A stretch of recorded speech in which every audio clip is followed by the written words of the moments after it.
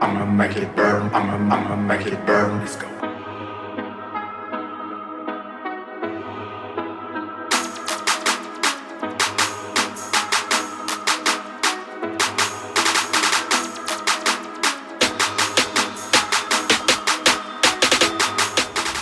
What's going on, guys? Welcome back to the channel. It's Octane Rick 92, and this is my review on the 2020 Dodge Daytona. This is also the same car you've seen in my garage in my previous YouTube videos when I was done the brake calipers and the tire letters. So no, it does not come looking this cool. So here we go to walk around.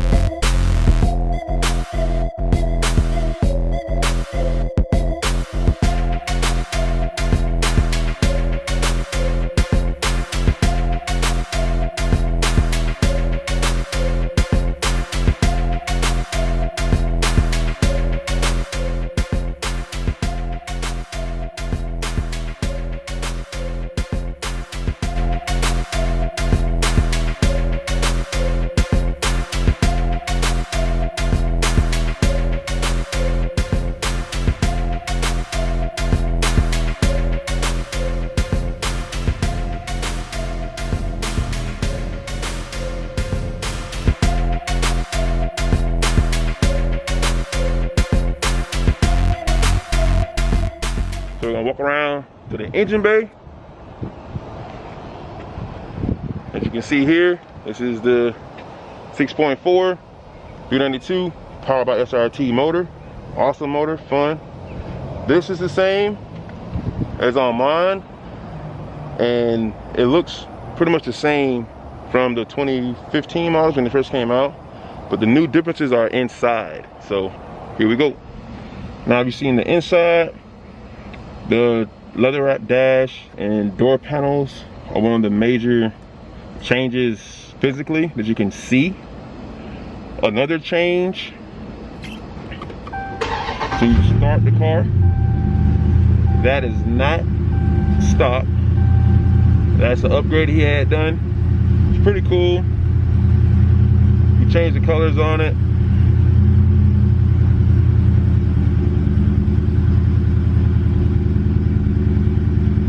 All that's pretty cool.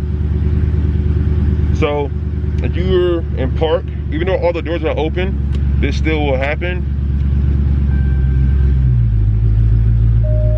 You try to go in reverse, the car goes into,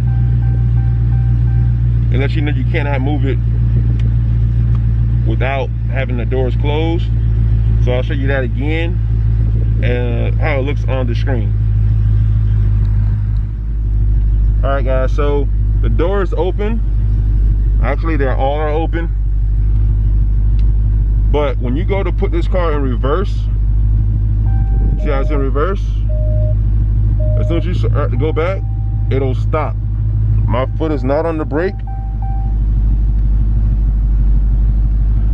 but it will not let you move. It'll go into park. It's a safety feature. This is not on my Daytona or the 2019 that I know of, but that's a new feature that they have on the new 2020 Dodge Daytonas, or on the 2020 Chargers and Challengers, I'm assuming. So now that you have seen two of the many upgrades they have done to the 2020 Dodge Charger. Alright guys, now that I showed you guys the interior, we're going to see how a 6'2" individual sits in the front seat and the back seat. I have both doors open so you can see how I fit in the front seat. And I'm going to get right out and go into the back seat and show you the difference.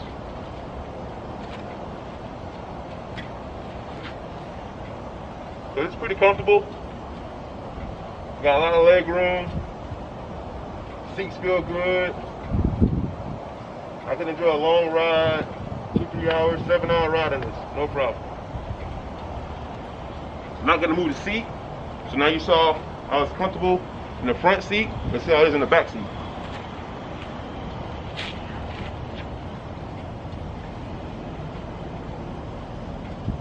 Not bad at all. Headroom, everything. Feels great. Pretty spacious car, just like mine. They didn't make anything bigger as far as the headroom goes that I can really tell, but it feels great. Now we're gonna go on a test drive now. We're gonna see how it feels. So here we go. All right guys, so now we're going to do the review, the driving review. So turns on just like any 392. You like that sound, you hear that rumble. This is all factory. He's done nothing to the exhaust, anything like that. Just the headliner, as you can see, and the outer stuff like the brake calipers, the snorkels being painted white, and the tire letters. So I'm taking off now. Smooth transition. It's very smooth, just like mine. A lot of things they did with my car are the 2018s, 2015s even. It's all feels pretty much the same. Now the driving options, your drive modes, it has a drive mode button. You have the launch control button here that's not on mine. Goes to the SRT dashboard is what it is. And when I park, I'm gonna give you guys a more in-depth view of that, because that's some of the things that I did not get on my 2018 Dodge Charger 392 Daytona edition. And you got your drive modes. You go to, even has track on here. With the older models, you have to get a device that unlocks those same features. It's called a taser. You have track mode, sport, custom, and auto. Track mode, from what I've noticed, is a more aggressive version of custom, where you can spin the tires a little bit, but it's gonna catch for you. Whereas in sport mode, you better be ready to handle a turn or get out of the gas, or whatever you have to do to keep the car back in a straight line, because you will not be able to stop those tires from spinning without getting off the gas. So that's my little breakdown on track, sport, and custom. Auto and custom are the same in the purpose that when you are cruising under 70 or whatever you get off the gas, the 4-cylinder mode cuts on, the eco mode cuts on, and it's 4 cylinders, and I just think that makes the car sound terrible. So I usually keep my car personally in sport.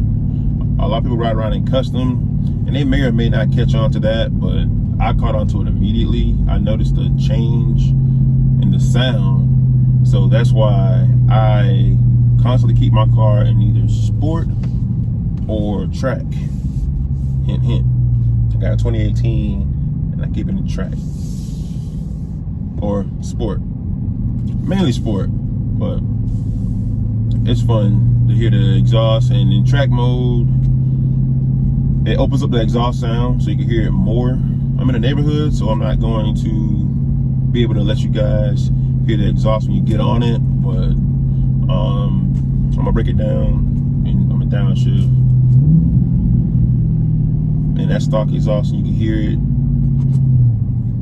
So that's as much as I do with that. We're gonna get back to the house and show you guys an in-depth look at the dash and show you the things that's changed on that in the 2020 Dodge Daytona 392. And I'm pretty sure it's like that on all of the Scat Packs as well, but I haven't driven one of those yet. So when I do, I'll let you guys know. If you guys know or have a 2020 Scat Pack, please let me know in the comment section what the differences are from the 2020.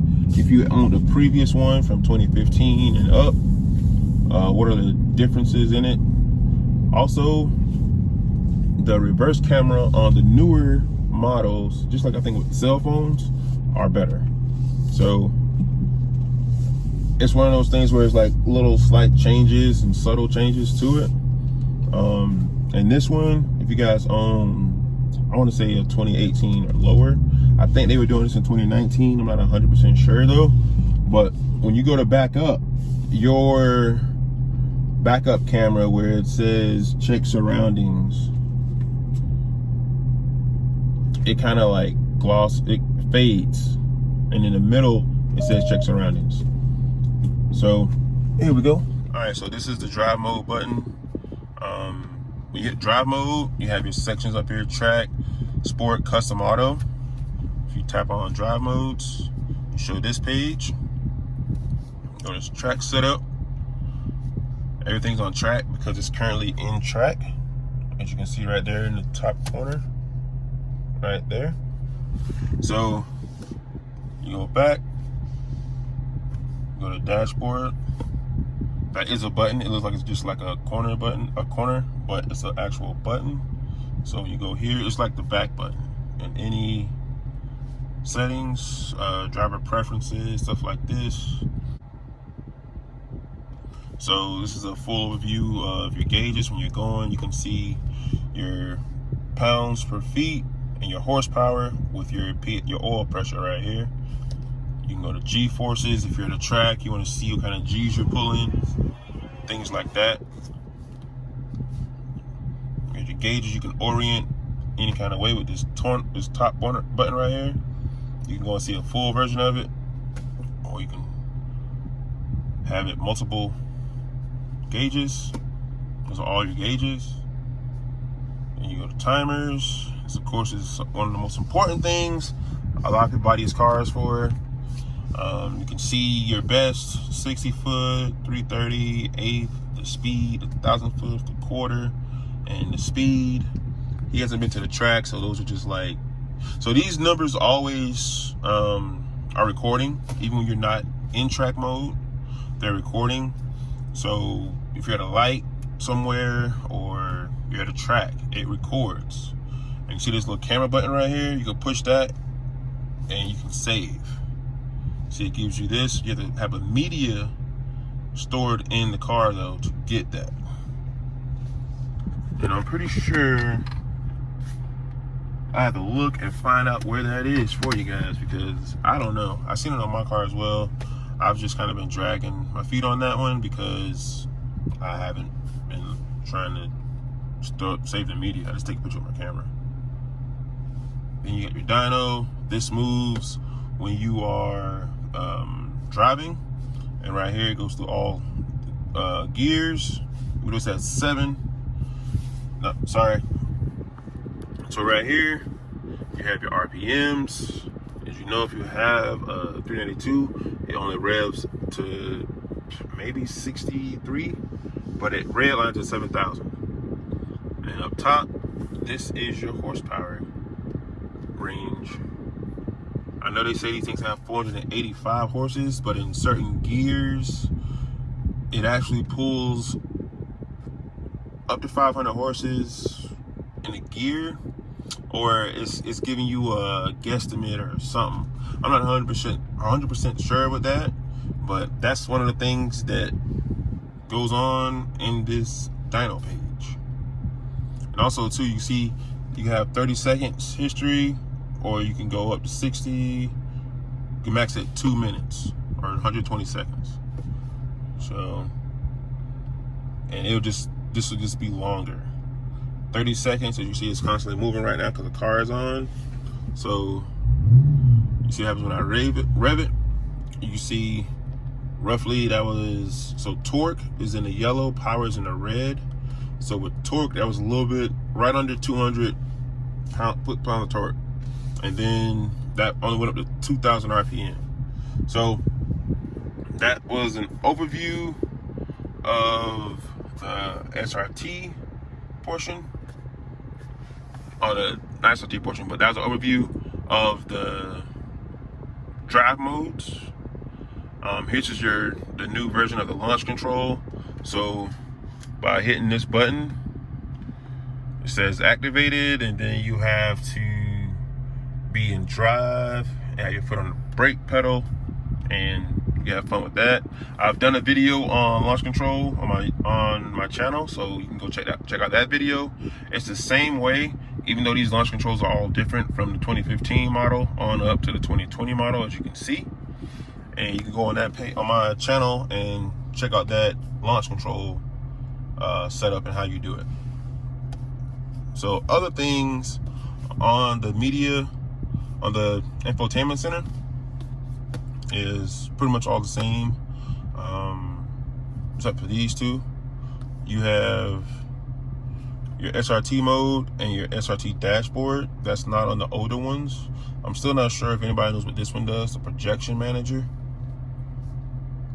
Then you have stuff like all this, performance pages, and then buy from Dodge or FCA or Uconnect.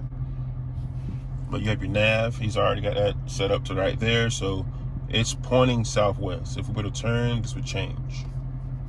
Then your third page is your phone. It shows your signal and that you're connected.